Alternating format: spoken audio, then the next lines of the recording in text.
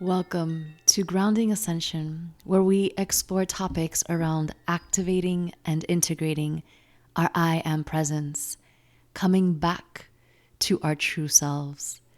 I am your host, Celeste Glus. Welcome back, friends, to another episode of Grounding Ascension. This is the third of a 3-part series on the new role of fertility. It came to me this week, all of it. So I'm really excited to be getting it out to you. And this very specific episode is a special one to my heart because I'm going to be mentioning and talking about the ancient wisdom of fertility, most specifically related to the time of Lemuria. So if you have heard about the first episode that I made on my path on awakening and ascension, it began with connecting to Lemuria, one of the big reasons that I live here on Hawaii. So the way that most of this information has come to me is the same way that it came to me while writing my book. And the reason why I'm telling you this is because there might be a point through this episode where you are thinking to yourself, okay, but how did you get this information?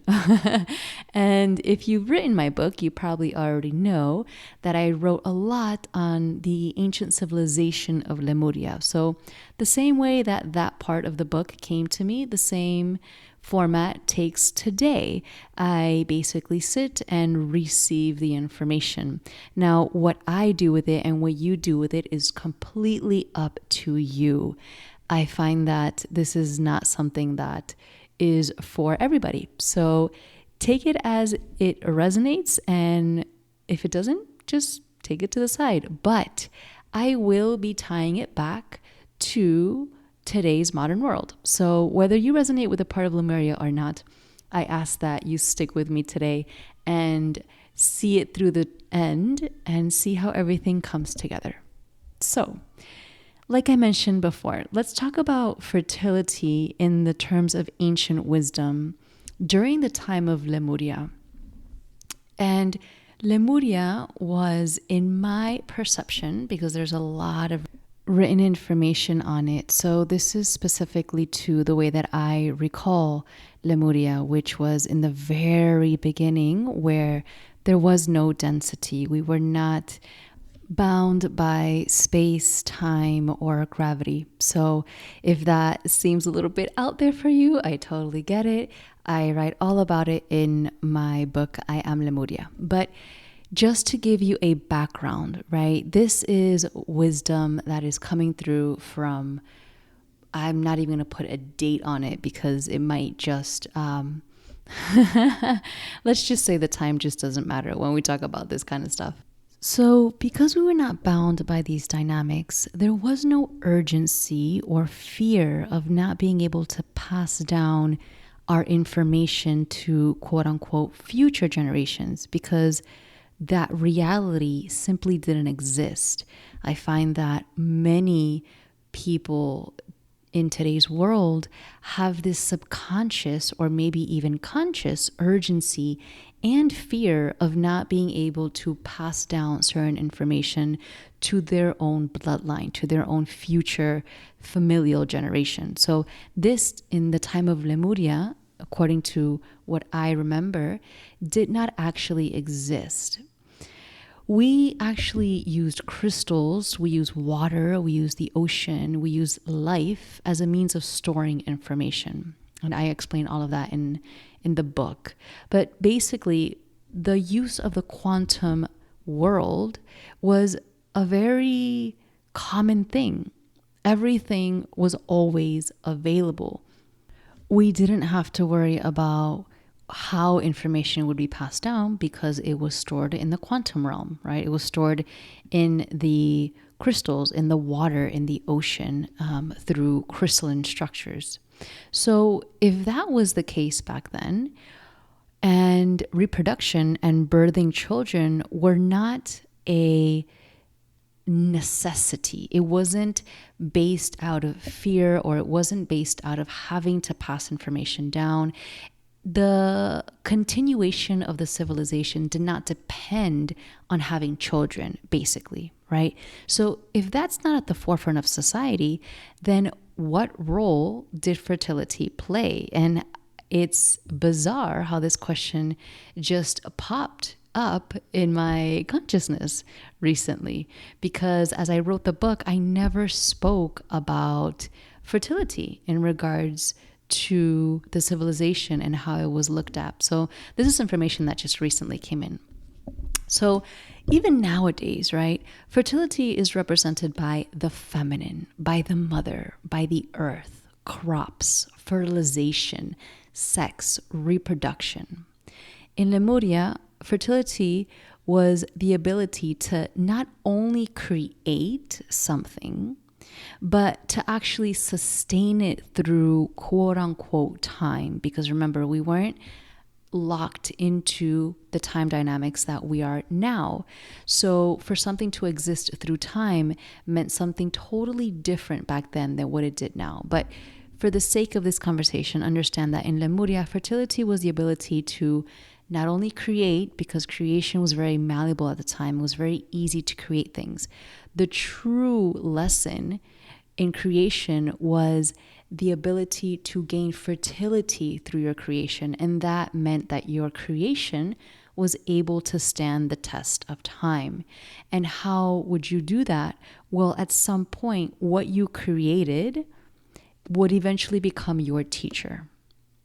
So if you could think of it in the terms of nowadays, when people have children, they have the ability to see their own children as their own teachers, right? And you see a lot of people having this mentality, of course, not 100% of the time, right? But there are so many things that children can teach us. And so this sort of relationship with creation becoming the wisdom and becoming your teacher was very much at the forefront of what represented fertility in the times of Lemuria. Again, I understand that there's a lot of information that I just threw at you. So let me break it down just a little bit. Creation at the time of Lemuria was very malleable.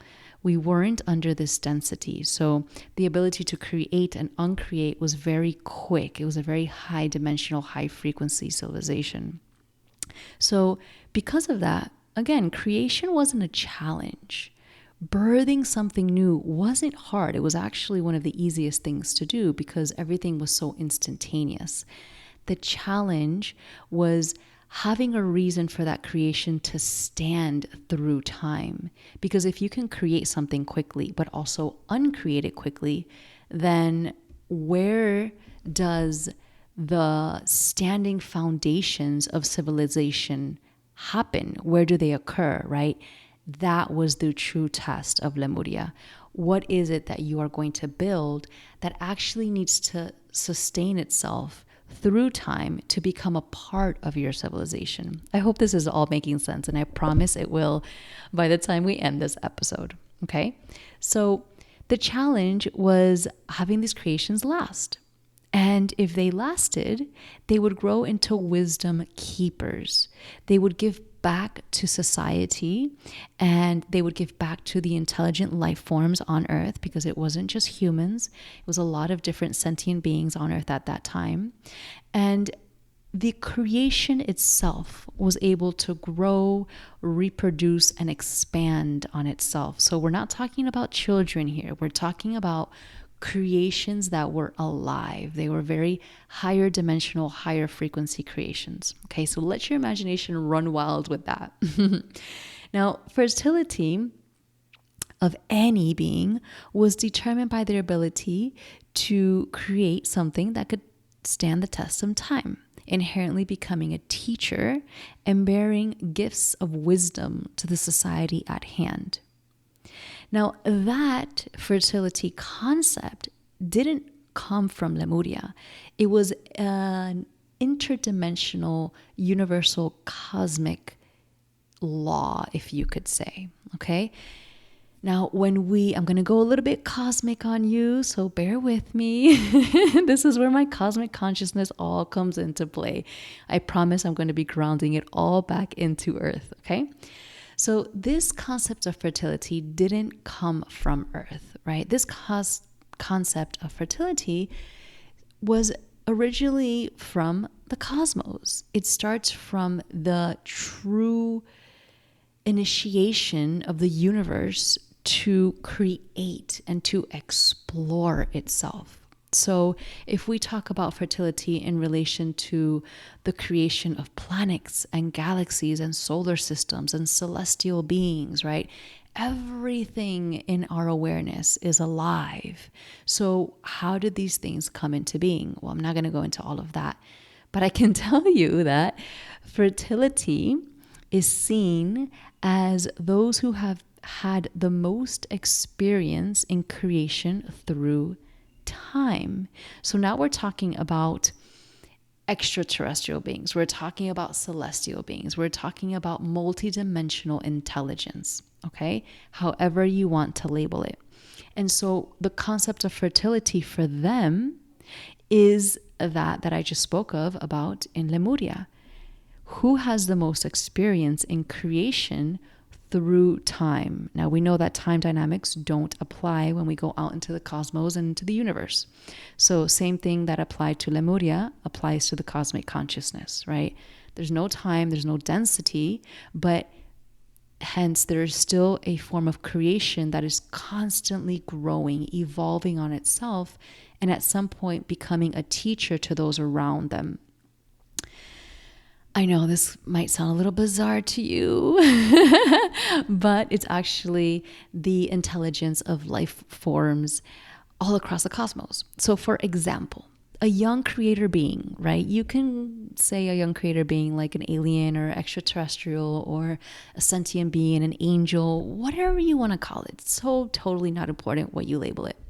So a creator being that is young, that has just been, let's say, quote unquote, birthed, has very little experience with creation, right? Hence, their awareness and their ability to use fertility is relatively small, right? They're newborns. We're talking about like children here of the cosmos. They don't have experience with it. They must begin their fertility experiments with small things like plants, like mini animals, like bits of stardust, things like that. Because the potential of their soil, which is what I spoke about in last episode, is very young. It requires maturation. Okay?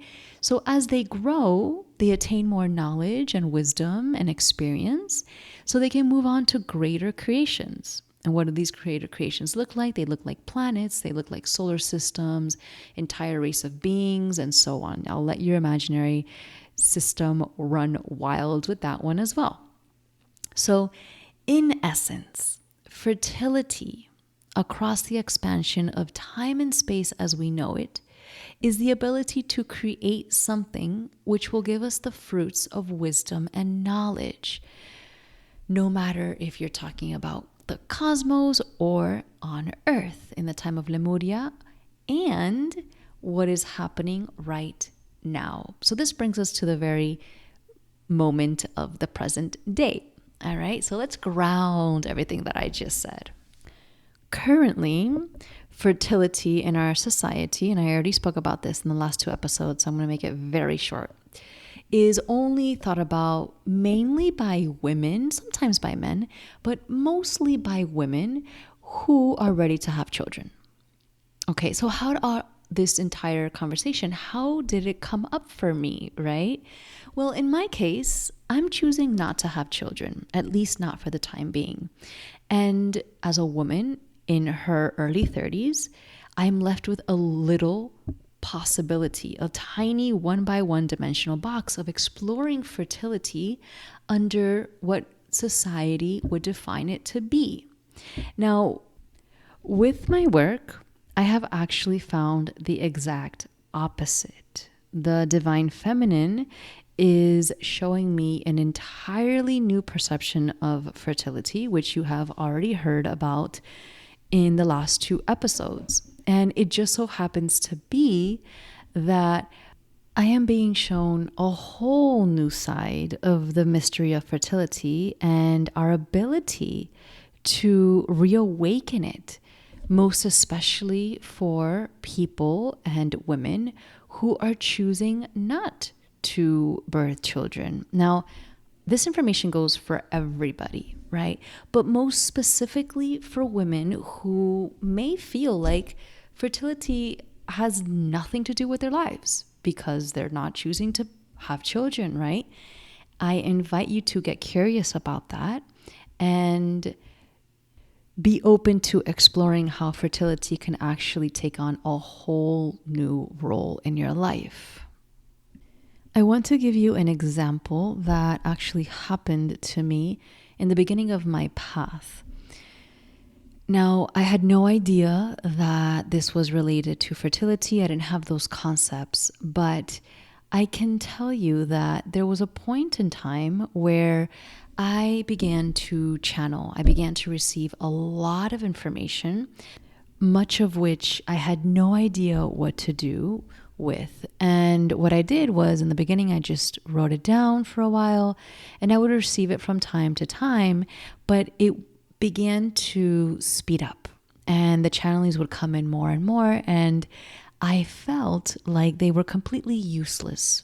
So I decided to cut that off, right? Because we do have a choice on the path as we awaken certain senses, if we want to deepen those senses, if we want to deepen the things that are being given to us. So I decided this is completely impractical. It's not serving my work at this time. And so I decided to cut it off. Now, what's happening now, fast forward a few years later, with my work specifically with the divine feminine, is I am understanding and I'm seeing how this sort of channeling has now become a part of my life. And I'm no longer channeling information that is impractical or doesn't have a use in my life. Instead, I'm noticing that all of my work is being channeled through me. And you can say, in other words, that the work that I am doing is simply being created and expressed out into the world without me giving it much thought. That's basically what channeling can be understood as. So whether the creations that are coming through me, I am writing them down on paper, just for my knowledge, or I'm sharing them with you, or I'm making courses about them, it's very little mind and very little thought that goes into them. Now, this is completely related to my original experience with channeling. The difference is that my soil a few years ago was not ready to receive and create something to stand the test of time. So energetically, fertility was not something I was connected to. As a matter of fact, I didn't even have the deep awareness and connection that I do now to my physical womb. So that's a complete reflection of my connection to fertility. It wasn't in my awareness. And because of that, I wasn't able to receive information that would be able to be grounded and created into something that would serve myself and others. Now, fast forward a few years later, I'm understanding that we are all constantly the co-creators of our reality by doing this work. Whether we know it or not, many of us are channeling through our creativity. We are receiving and we are transmitting information that is very important that it be shared, or that at least it be grounded and expressed through us. The question is, does this information and does this creativity serve you, and most importantly, serve the people around you? When you can surrender deep enough to your own unique path, and everybody's path is completely different. They are 8 billion, or however many people there are on this planet, different unique paths in this world. You start to become your own quote unquote channel in service, you could say, right? Or transmitter of a very certain frequency.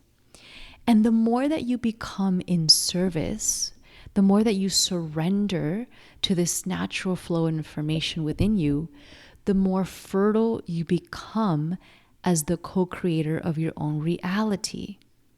Now, when I say co-creator, I am talking about living a life that is aligned to your soul's path, that is aligned to your highest purpose. Because many of us are walking around completely disconnected, completely not in service, completely not a co-creator of the reality that we live in. So your ability to give back to the world in a surrendered and divinely guided way is your fertility. I'm going to repeat that again. Your ability to give back in a surrendered and divinely guided way is your fertility. And this, I believe, is so important for anybody to understand, but most importantly, women who feel that they have no connection to fertility outside of birthing a child. Because when we think of fertility as our way to surrender and be guided to create something that's going to help us rebuild the reality from which we live in, this is profound. This is so deeply nourishing. So I just mentioned the fact that many of us are walking around subconsciously not being the co-creators of our reality, right? Those who are not showing up to their lives, they're not responsible creators. They take the back seat of the car and they don't take action in driving themselves to greater expansive versions of what their life can be. And again, this is about man or woman. This is not about gender. Fertility can be in regards to man or woman. So what exactly does this look like? Well, people that don't have a connection to fertility, that are not being surrendered and divinely guided to be a co-creator of their reality, tend to fit into one of these boxes. So they're probably fitting into someone else's requirement of what life should look like. They believe they were given a representation of what life they should live, and now they're trying to live out that life. Often that comes from parents or schools or societal needs, and which that takes me to the next point. You're basically living your life to satisfy society's requirements of you. And this actually expands because nowadays our society is considered our social media, the way that we show up in the world. So not only do we have this deep pressure from family, friends, and school, we also have this lurking unconscious need to satisfy the communities, quote unquote, because you wouldn't really call them communities if you don't have connections with people. But for the sake of the social media age, in order to satisfy the community that you're showing up for in the technological space, right? You're trying to fit into their requirements. Another one is that you're just simply plugged into the matrix to the point that you literally cannot get out. You feel totally disconnected to your life. You feel like you're living a life that has no purpose, and you're so lost in it that you can't find your way out of it. Another example is being so much in fear of following your dreams that you never actually do it. And I hear this a lot. People constantly talk about, oh, wouldn't this be cool? Oh, wouldn't that be awesome? And then when I follow up the question, because I would be the one to say, yeah, absolutely. What are you doing about it? Oh, no. That's just on my Pinterest board. I'm like, I'm confused. What's your Pinterest board for if it's not actually for something, right? You are so much in your fear of following your dreams because of everything that I just said before, that you can't actually make steps towards them. And then the last one is waiting for life to happen to you and not realizing that it's already happening for you. I'm going to repeat that one again because that one's huge. You're waiting for life to happen to you, not realizing it's already happening for you. So, fertility asks of us to look at life in a whole new way, to understand that how we take part in this reality is being completely transformed at this time. And we are the soil for the new humanity, for the new reality to be birthed. And how is that happening? It's happening from our moment-to-moment creations, our moment-to-moment thoughts, actions, words, our deeds. The way that we break the fabric of existence in this now moment through our thoughts, our actions, our words is how we are birthing the new humanity. It's how we are integrating with the new role of fertility in our lives. The way that we choose to show up every single moment, bringing a deeper awareness and presence, is knowing that we are creating a new fabric of existence. That is reestablishing a new role of fertility in our life. And there's two fundamental keys that I want to share with you in order to implement this. And they're not going to be the easiest, although they sound like they're the simplest. Number one is presence. This has been a big theme in my life lately. Crystal clear presence, practiced moment to moment, right? How else do you practice presence other than moment to moment, right? Everything that I read and have been exploring continuously is coming back to the power of being present. It is such a fundamental part of our existence, and it is so powerful. And yet we are so far from being present every single breath we take. Like I mentioned earlier, so many of us are living lives from subconscious programming that was given to us before the time we could even speak. Some would claim even from the time of the womb. Some would claim even before we were in the womb. So it's deep how much we need to begin being present.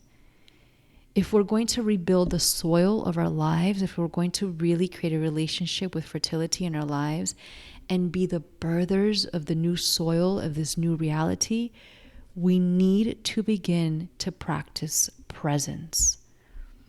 And so the next tip or step to practicing this presence is awareness. And I know that they sound really similar, but they're not. Awareness is a deep and intimate connection to self. And by no means is this easy, especially in today's world, right? We're constantly bombarded by entertainment, by media, by flashes of information and food and blah, blah, blah, blah, blah. And hence the need for awareness. Awareness is our ability to create such a subtle opening in our senses that we become one with our surrounding. We begin to receive exactly what we need, not what clashes against us moment to moment. And I say that because many empaths are highly aware, and what happens is that their environment begins to clash against them. This is not awareness. This is a struggle and a resistance toward what is. When we begin to realize that our environment is constantly giving us exactly what we need, and our life becomes our teacher and our guide, this is awareness. It's working through you and with you in a very intimate way. But in order to do this, you have to be connected to your body. And you have to be in tune with the rhythm and the cycle of your being. You cannot be aware and practice presence if you're not intimately connected to your body. And most people, really, I would say more than 90% of people are living outside of their body. They're living in the mental space. They're not connected to their body. They're living from a subconscious programming. And they're not able to be present or aware. So I'm not asking any small thing of you. I get it. To practice presence and awareness is freaking tough, but it's so necessary. And if you're listening to this right now, it is literally your responsibility to practice presence and awareness. Like, it's your responsibility if you've gotten this far into this episode. So to start wrapping things up, this brings fertility into a whole new dimension. At least it does for me, and I am loving it. I've realized that it's the soil to life that is going to create the new human existence. And that's freaking exciting, because we are not forcing ourselves to create the new human existence by birthing literally children, although that is absolutely a means of doing it, right? But our very presence and awareness is creating the new soil for the new humanity. And we are responsible for growing it. I've noticed that the more present and aware I become, moment to moment, it literally feels like I'm churning the soil within my soul. And it's not even me. I'm not doing any of this, right? Again, this is about being surrendered so that the fertility, the awareness, the presence of life can work its wisdom through you. And every time I push against it, every time I push against the natural evolution of my life, nothing seems to work out. And every time I allow myself to surrender deeply, and I allow myself to stay present, and I allow myself to become fully aware of the current circumstances, putting my ego aside and putting the things that I believe and think I need to do, then I realize that there's something so much bigger happening and growing right before my eyes. And immediately life becomes my teacher and brings wisdom and knowledge that I was completely unaware of in that moment. I really hope that this is making sense to you and it's landing for you as it's landing for me. And this actually wraps up our series of fertility, understanding it in a whole new way. I have deeply enjoyed our conversations, and I hope you have too. And I can't wait to share with you the next series. So until next time, sending you so many blessings. Mwah.